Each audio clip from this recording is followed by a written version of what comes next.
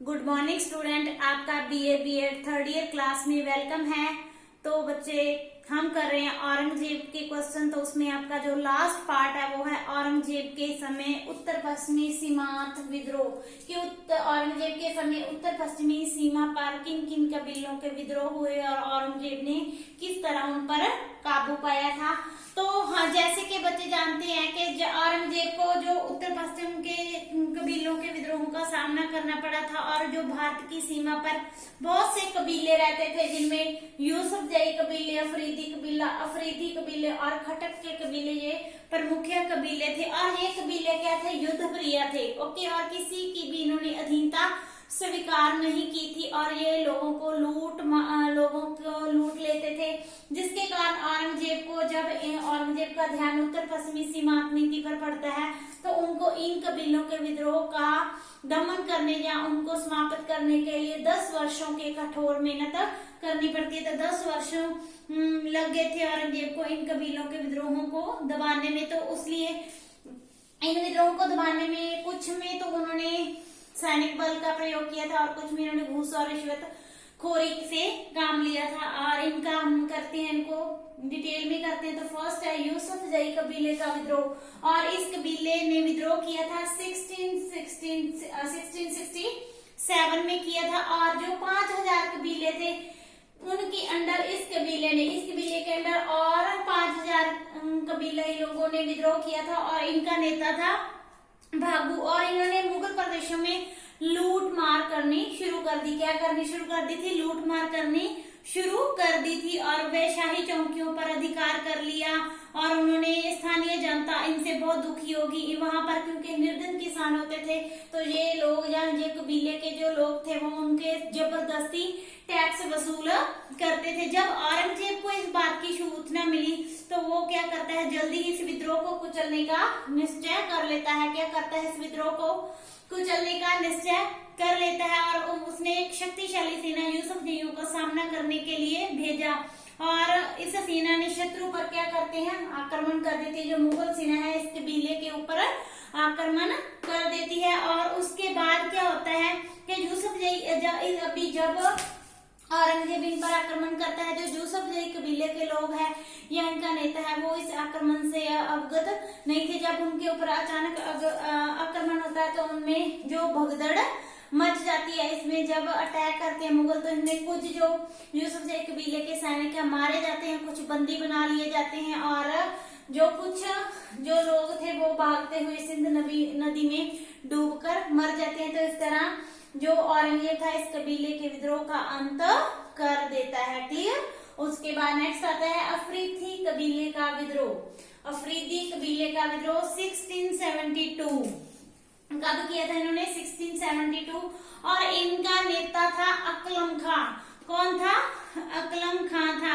तो उन्होंने अकलम खां ने जब देखा कि मराठों के विरुद्ध मुगल क्या कर रहे थे, असफल हो रहे थे, जब शिवाजी और संभाजी के विरुद्ध मुगलों की सफलता को देखते हुए जो इस कबीले के नेता था अकलम खां का जो हौसला बढ़ गया था और उसने स्वयं को स्वतंत्र घोषित कर दिया और इसने स्वतंत्र घोषित कर दिया और एक विशाल सेना लेकर इसने मुगल प्रदेशों में लूट मार करनी शुरू कर दी। और इसने जितना भी उनका एडमिनिस्ट्रेशन था, जो स्थानीय प्रशासन था, उसको मुगलों के प्रशासन को अस्त व्यस्त कर दिया था। और काबुल के मुगल सूबेदार ने इन अफरीदियों को दबाने के यत्न किया, परंतु उसको हार खानी पड़ी थी। किसने किया था इसको हराने का प्रयत्न?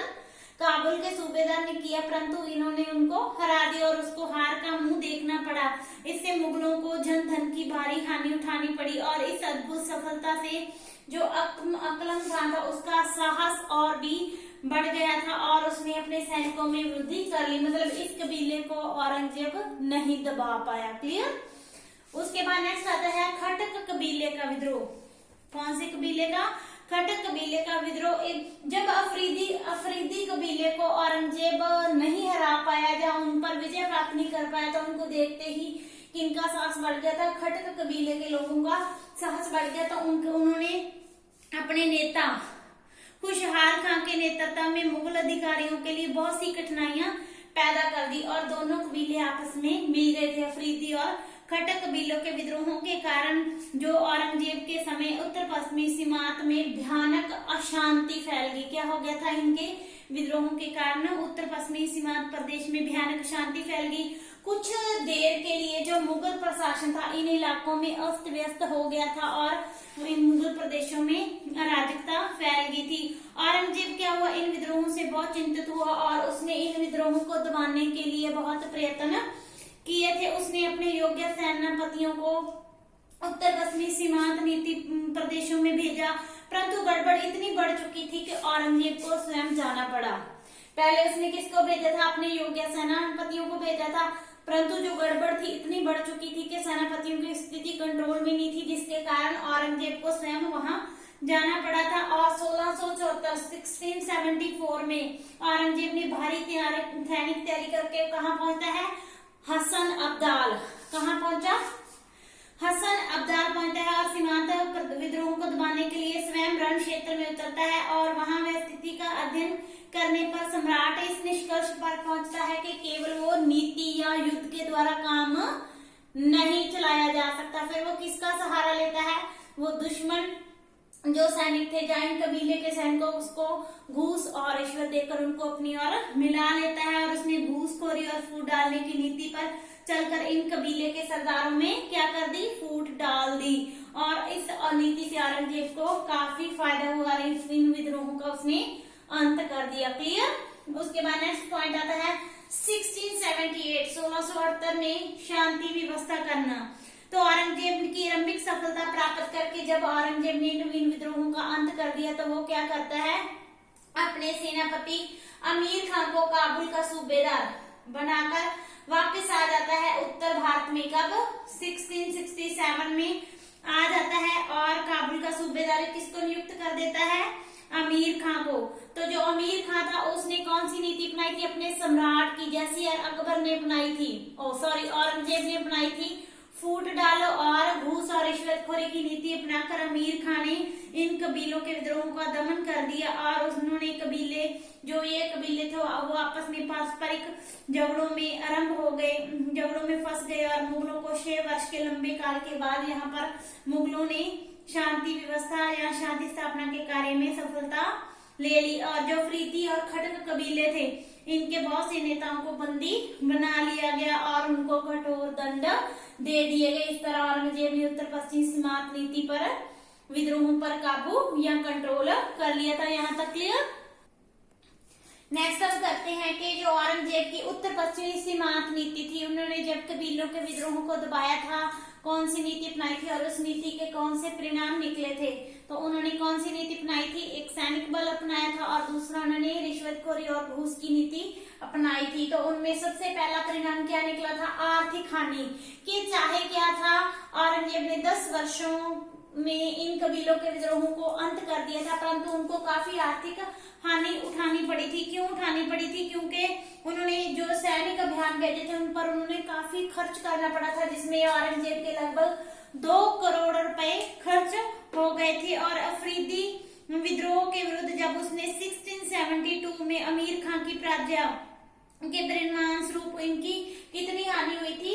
2 करोड़ की हानि हुई थी। और शक्ति के असफल होने से धन की सहायता अथवा उन्होंने घूसखोरी की नीति अपनाई थी। उन्होंने रिश्वत और घूसखोरी देकर भी तो अपनी विजय प्राप्त की थी, तो इसमें भी उनको आर्थिक हानि का सामना करना पड़ा। और नेक्स्ट आता है भारी जनहानि। इसके जब उन्होंने सैनिक अभियानों में सैनिक भेजे थे तो उनके बहुत से जो हजारों सैनिक युद्ध में मारे गए थे। बहुत से लोगों को विद्रोहियों ने बंदी बना लिया था और बाद में उन्होंने बेच दिया था। तो इस तरह उनको भारी जनहानि का भी सामना करना पड़ा था। उसके बाद आता है शाही सम्मान को धक्का। कि इस नीति के परिणाम स्वरूप औरंगजेब या सम्राट के शाही सम्मान को धक्का लगा, क्योंकि छोटे छोटे कबीलों के विद्रोह को दबाने में औरंगजेब को कितना टाइम पीरियड लगा था? 10 वर्ष लगे थे। और 10 वर्षों में उन्होंने इन विद्रोहों को दबाया था और कई बार इन विद्रोहों में जो शाही सेनाएं थी उनको पराजय भी मिली थी। घूस द्वारा विद्रोह को दबाने से ये स्पष्ट है कि जो शाही सेनाएं थी वो अपने कार्य को पूर्ण सफलता से नहीं कर सकी थी, वो असफल हुई थी। इससे जो साम्राज्य के अन्य भागों में विद्रोहियों ने सिर उठाना भी शुरू कर दिया था, जिससे क्या था? औरंगजेब के शाही सम्मान को काफी धक्का लगा था। नेक्स्ट पॉइंट आता है शिवाजी के शक्ति में वृद्धि, शिवाजी की शक्ति में वृद्धि होगी, क्योंकि जब औरंगजेब को पता लगता है कि उत्तर पश्चिम में ये कबीलों ने विद्रोह कर दिया था और विद्रोह को दबाने में वो सफल रहता है, तो वो क्या करता है, दक्षिण में जो उसके योग्य सेनानायक थे उनको वहां से बुलाकर कहाँ भेज देता है, उत्तर पश्चिम में भेज देता है। और दक्षिण में क्या होता है, उसका जो विरोधी या दुश्मन था या शत्रु था शिवाजी, वो अपनी शक्ति बढ़ा लेता है। क्लियर। और उसने बहुत से प्रदेशों, मुगलों के प्रदेशों पर अधिकार कर लिया था। नेक्स्ट आता है शासन प्रबंध पर को प्रभाव की, उसकी जो औरंगजेब की इस नीति के कारण शासन प्रबंध पर बहुत बुरा प्रभाव पड़ा था, क्योंकि बहुत देर तक उत्तर पश्चिमी प्रदेशों में कोई शासन व्यवस्था नहीं था, इन कबीलों का ही बोलबाला था और ये कबीले उनके प्रदेशों में लूट मार करते थे और जो मुगल प्रशासनिक कर्मचारी थे वो अपना काम ठीक से नहीं कर सके थे और इस जो अव्यवस्था थी उससे जो वहां की साधारण जनता थी वो काफी दुखी हो गई थी। लास्ट पॉइंट आता है अफगान सहायता का अंत, कि इस नीति के परिणाम स्वरूप क्या था, साम्राज्य या औरंगजेब क्या था, अफगान सहायता से वंचित हो गया था, क्योंकि विद्रोहों के कारण जो अफगान लोग थे वो मुगलों के शत्रु बन गए थे। फिर जो मुगलों की फूट डालने की नीति ने भी उन लोगों को, कबीलों को प्रशासन से और भी दूर कर दिया था और इनके परिणाम स्वरूप औरंगजेब को जब राजपूतों या मराठों के विरुद्ध इनकी सहायता या हेल्प की जरूरत थी तो इन्होंने उनको कोई सहायता नहीं दी थी। इस तरह अब पूर्ण रूप से इन विद्रोहों ने मुगल राज्य के पतन में योगदान दिया था। क्लियर। आज के लिए इतना ही, कल हम करेंगे next topic. Thank you so much.